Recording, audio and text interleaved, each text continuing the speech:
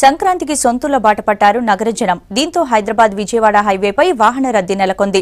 Toll గేట్ల దగ్గర భారీగా బారులు తీరుతున్నాయి వెహికల్స్. మరోవైపు వాహన రద్దీపై ప్రత్యేక ఏర్పాట్లు చేశారు పోలీసులు, టోల్ గేట్ అధికారులు. ఇక దీనిపై మరింత సమాచారాన్ని శేఖర్ అందిస్తారు. 3 రోజుల పాటు ఘనంగా మకర సంక్రాంతి పండుగ సందర్భంగా 65వ నెంబర్ జాతీయ రహదారి వద్ద పెద్ద ఎత్తున వాహనాలు వస్తున్నాయి.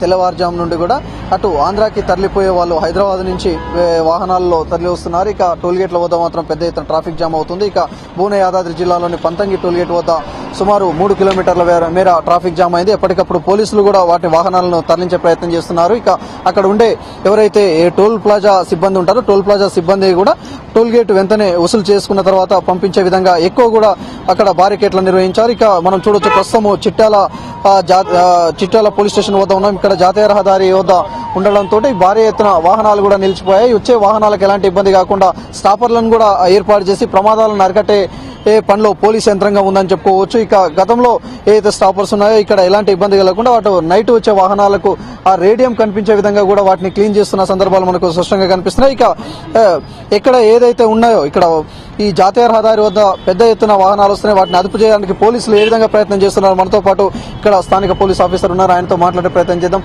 చెప్పండి సార్, ఇక్కడ సంక్రాంతికి సంబంధించి పెద్ద ఎత్తున వాహనాలు వస్తుంటాయి. వాహనాలను అదుపు చేయడానికి ఏ విధంగా మీరు చర్యలు తీసుకుంటున్నారు? ముందుగా మన సైడ్ నుంచి ఆంధ్రాకు పండుగ గురించి వెళ్తున్నటువంటి మన బంధువులు సోదరులందరికీ సంక్రాంతి శుభాకాంక్షలు తెలియజేసుకుంటున్నాము. అదే టైంలో ఈ రోజు రాత్రి నుంచి నిన్న నుంచి చాలా హాలిడేస్ రావడంతో చాలా మంది వెళ్తూ ఉన్నారు, సంక్రాంతికి ఊర్లోకి వెళ్తున్నారు. దాని ద్వారా వెహికల్ ఫ్లోటింగ్ అనేది చాలా బాగా ఎక్కువగా పెరిగింది.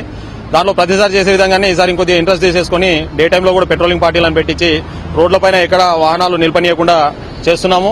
అదేవిధంగా ఈ రేడియం స్టాపర్స్ సంబంధించి స్టాపర్స్ పెట్టడం జరిగింది. ఈ సెంటర్లో కొద్దిగా యాక్సిడెంట్ కావడానికి ఎక్కువ అవకాశం ఉందని ఆ స్టాపర్స్ కూడా కొద్దిగా జిఎంఆర్ స్టాఫ్ తో వాటన్ని నీట్గా చేయించేసి మళ్ళీ రేడియం స్టిక్కర్స్ లేని దగ్గర రేడియం స్టిక్కర్స్ పెట్టడం జరుగుతుంది. మన ప్రయాణికులకు అందరికీ ముఖ్యంగా మా సైడ్ నుంచి మీ ద్వారా కూడా విజ్ఞప్తి ఏంటంటే స్పీడ్ లిమిట్ అనేది చాలా తగ్గించండి. అదేవిధంగా 2 వీలర్ల మీద వెళ్తున్నటువంటి వాళ్ళు హెల్మెట్ పెట్టుకోండి. ఈ రోజు మార్నింగ్ ఒక 304 యాక్సిడెంట్ అవ్వడం జరిగింది. అదే హెల్మెట్ ఉన్నట్లయితే అతను బతికేవాడు. అదే హెడ్ ఇంజరీ కావడంతో ఆన్ ద స్పాట్ మార్నింగే చనిపోవడం జరిగింది. ఇలాంటివి ఉన్నాయి కాబట్టి సాధ్యమైనంత వరకు కొద్దిగా స్పీడ్ కంట్రోల్ తెప్పించుకుంటూ హెల్మెట్ ధరించాల్సిందిగా కోరుచున్నాము. అదేవిధంగా కార్లలో వెళ్తున్నట్టు వాళ్ళు స్పీడ్ బెల్ట్ పెట్టాల్సిందిగా కోరుచున్నాం. అయితే గతంలో కూడా ఈ జాతీయ రహదారి వద్ద ఎక్కువ వాహనాలు రావడంతో ప్రమాదాలు కూడా జరిగిన సందర్భాలు ఉన్నాయి. ప్రమాదాలు జరిగిన వెంటనే అలర్ట్ కావడానికి మీకు ఇంకా ఏమైనా అదనపు బలగాలు ఏమన్నా ఉన్నాయా ఇక్కడ? దానికి తోడు డాక్టర్స్ కానీ ఫెసిలిటీస్ కానీ ఇక్కడ ఏర్పాటు చేసుకున్నారు. ఆల్రెడీ దీనికి సంబంధించి మనకు నేషనల్ హైవే పై ఉన్నటువంటి హాస్పిటల్స్ లో ఏవైతే వెల్మినేడ్ దగ్గర కానీ ఇక్కడ కానీ మనకు దగ్గరలో కామినేని హాస్పిటల్ కూడా ఉండడం జరిగింది. ఆల్వేస్ ఇక్కడ 24 అవర్స్ అందుబాటులో ఉంటున్నారు.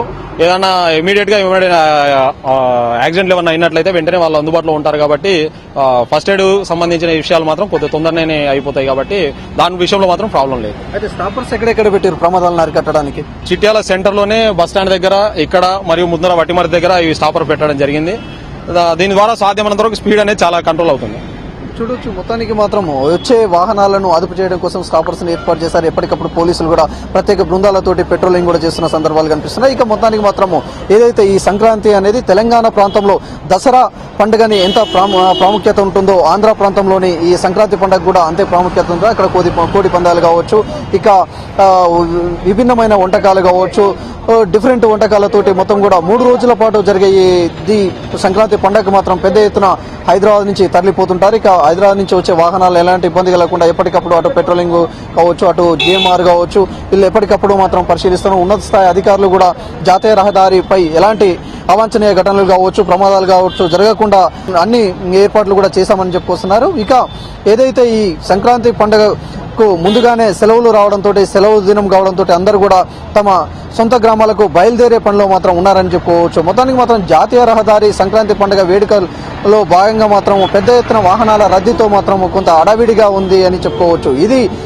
భువన యాదాద్రి జిల్లా నుంచి తాజా అప్డేట్. కెమెరామెన్ కృష్ణతో శేఖర్, V6 న్యూస్, నల్గొండ జిల్లా.